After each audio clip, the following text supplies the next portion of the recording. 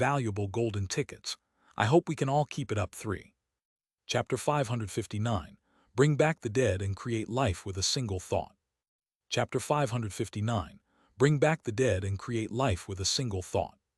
He did not know how much time had passed, however, when his eyes that had been closed for an unknown amount of time gradually opened, and his pupils adapted to the sunlight that penetrated faintly through beyond the cream-colored curtains. Bai Zemin for some reason felt as if an eternity had passed from the time he opened his eyes to the outside world. Look who's awake. Isn't he the little scoundrel, Bai Zemin? Maybe I should add Big Lazy to my list of nicknames directed and created especially for you. A soft voice, almost like the singing of a small morning bird, sounded beside him. Perhaps it was part of the magic that the hidden beauty of the voice contained, or perhaps it was because Bai Zemin knew perfectly well to whom that beautiful melody belonged. But when he heard it, he felt as if all his worries instantly disappeared, and every burden that constantly threatened to plunge him deep suddenly seemed to become light and insignificant. I'd rather Big Lazy. Somehow I feel that little scoundrel is too much for such a pure young man like me. Bai Zemin joked with a faint smile as he looked to his side. There, sitting on the edge of the bed inches away, a woman so beautiful that she could no longer be categorized as a human was looking at him with a small playful smile, but the relief in her eyes betrayed her true emotions. Lilith looked at Bai Zemin with her face slightly tilted down and to the right. Seeing him finally wake up after so many days, the weight in her heart finally lightened.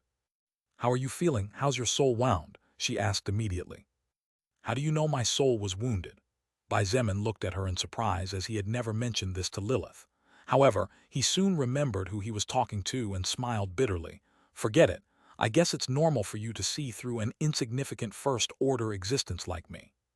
Lilith looked at Bai Zemin deeply and said in a serious voice, "I don't think an insignificant existence would have the ability to shake the entire universe, even though it has been evolving for less than half a year." Shake the entire universe. Bai Zemin was dumbfounded and looked at Lilith for answers. However, she gently shook her head and reminded, "First check your condition. We'll talk later. It won't be a conversation that can be finished in 1 or 2 hours." After lowering his head to think about it for a moment, Bai Zemin realized that what Lilith said was true. If he had done something so great as to cause her to put such a serious expression on her face and her voice to sound so tense, then it would probably be a long and drawn-out conversation ahead of them. He closed his eyes and began to study his soul. However, even after more than 5 minutes had passed, he found absolutely nothing strange there. "Hey, Lilith. How long does it take for an existence to heal when its soul is wounded? To begin with, I really want to know how your soul could possibly have been damaged, since considering the purity of your soul power, I refuse to believe that a mere normal spiritual attack could possibly accomplish such a feat. But let's leave that for later. Regarding your question, the time it takes for an existence to recover from a soul wound depends on the degree of damage. For example, correct, approximately about 10 years ago, I suffered a rather bad wound in my soul due to the spiritual attack of a beast that overcame me by one stage. At that time, 3% of my soul had been injured, and I needed almost 6 months to fully recover. 6 months to heal from damage equivalent to 3% of the soul. The eyes of Bai Zemin widened and he couldn't help but spit out, 6 months for so little damage. How can you be so weak? Lilith looked at Bai Zemin with strange eyes, and after a moment of silence, she slowly said, "Little scoundrel, receiving 3% soul damage basically means you are 3% dead.